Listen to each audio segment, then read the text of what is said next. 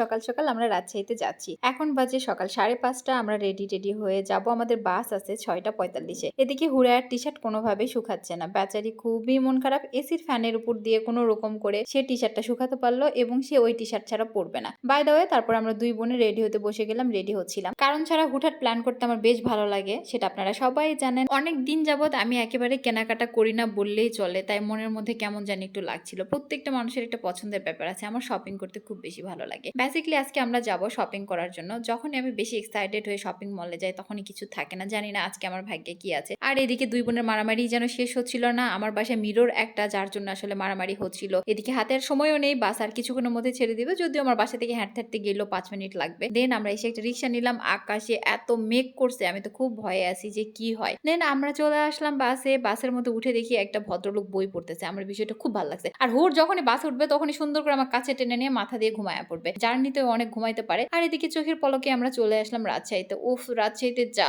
গরম, আর শীতের মধ্যে প্রচুর শীত। যে রাস্তা ধরে যাব রানীবাজার, দেখি রাস্তার মধ্যে আসলে ভাঙা। তারপর আমরা চলে গেলাম থিম উমর প্লাজার সামনে দিয়ে, গন্তব্য আমাদের টিবাত। কজ আমরা সকালবেলা পৌঁছে গিয়েছিলাম প্রায় 8:30টার দিকে। এত সকালে তো শপিং মল খোলে নাই, কোনো নাস্তা করবো এরকম জায়গাও পায় নাই। তো সবকিছু মিলে আমি আর হুর ডিসিশন নিলাম আমরা একটু টিবাদে যেয়ে ঘুরে আসি। প্রথমে ভাবলাম সিএমবি রোড যাবো, তারপরে ভাবলাম না টিবাতে যাই। এর মধ্যে রাজশাহীর সৌন্দর্য উপভোগ করে নিচ্ছিলাম, এত ভাল লাগছে। আর এই ওভারব্রিজটা আমার এত ভাল লাগছে, পুরো হোয়াইট। জানি না সেটা বর্তমান অবস্থায় কেমন, কজ আমরা যখন গেছিলাম তখন কারফিউ টাইম ছিল, আর এটা আমার মনেই ছিল না। আর এই রিক্সাওয়ালা ভাইয়া আমাকে যে পরিমাণে ভয়টা দেখাইছে, বলছে আপু সবই তো বন্ধ, আপনি তো কেনাকাটাই করতে পারবেন না। আমার এত ভয় লাগছে। দেন আমি সবাইকে জিজ্ঞাসা করতেছিলাম ভাইয়া রাজশাহী কারফিউ কেমন কেমন। আমি এতটাই বোকা, কি বলবো। আর আমার তো রাজশাহীতে অনেক ফ্রেন্ড আছে, আমি একবার জিজ্ঞাসা করবো না, না সেটা করিয়ে নাই, পুন্ডিতি করে চলে আসছি। টিবাতে ঢুকতে একটা ছোট্ট বাছুর ছানা দেখলাম, এত ভালো লাগছে। আর ওর ঠোঁটটা একদম পিঙ্ক কালার। সকাল সকাল এই টিবাদে এসে মনটাই জুড়ে গেল, একদম মুক্ত বাতাস। আর সবাই তো জানেনি রাজশাহী বিশুদ্ধ বাতাসের শহর, ওয়ার্ল্ডে ফার্স্ট। এদিকে পদ্মাতে থই থই পানি,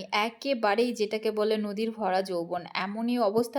পানির মধ্যে যে ঘোরপাকটা কাটছিল সেটা দেখে আমি আর হুর খুব ভয় পাচ্ছিলাম। হুর বলছিল আপু এই বাঁধটা কি ভেঙে চলে যাবে, আমরা ভিতরে চলে যাব না তো পানির। আমি তো সাঁতার পারি না, যার জন্য আমার প্রচুর ভয় লাগে। হুরও সাঁতার পারে না। তারপর আমরা কিছু টাইম দিলাম। আমি যখন রাজশাহীতে থাকতাম তখন প্রতিদিন সকালবেলা মর্নিং ওয়াক করার জন্য আমি টিবাদে আসতাম আমার মেস থেকে। এত সুন্দর একটা সময় পার করছি তখন বলেই বোঝানো যাবে না। এত এত এত ভালো লাগা ছিল রাজশাহীর প্রতি আমার। এই সৌন্দর্যগুলো তখন খুবই উপভোগ করছি, খুব ভালো লাগতো। রাজশাহীতে সবসময় একটা ঈদ ঈদ ভাইবস থাকে। বিকালবেলা এই ধরনের জায়গায় তো একেবারে পা ফেলানোর জায়গায় থাকে না। কি শুক্র, কি শূন্য, কি রবি, সব সময় যেন এই জায়গাগুলো একদম জমজমাট থাকে। সকালবেলা তো তাই একটু ভিড় কম ছিল, আর কারফিউ টাইম ছিল যার জন্য আরো কম ছিল। আমরা দুই বোন বেশ কিছুক্ষণ এখানে ছিলাম। তারপর মনে হলো যে না একটু সামনের দিকে আগাই, বাট পুরো রাস্তা ভরা শুধু প্রোটোকলের গাড়ি গাড়ি আর গাড়ি। খুবই ভয় লাগছিল, কারণ নওগাঁতে তো এই পরিমাণে পুলিশ থাকে না, বাট রাজশাহীতে প্রচুর কড়াকড়ি একটা অবস্থা। এটা রাজশাহী চিড়িয়াখানা, আমি একবার গিয়েছিলাম অনেক ছোটবেলায়। এখন সেটা দেখলাম যে একটা উদ্যান করে ফেলেছে, দেখতে ভাল লাগছিল। রাস্তা ধরে যাচ্ছিলাম প্রায় 10টা বাজে বাজে